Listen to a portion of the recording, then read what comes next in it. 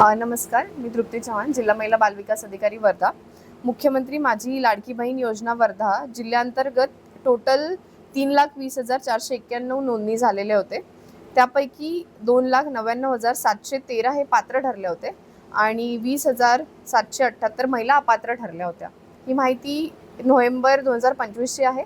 त्यानंतर शासनाने 31 डिसेंबर 2025 पर्यंत ई-KYC करण्यासाठी मुभा दिली होती.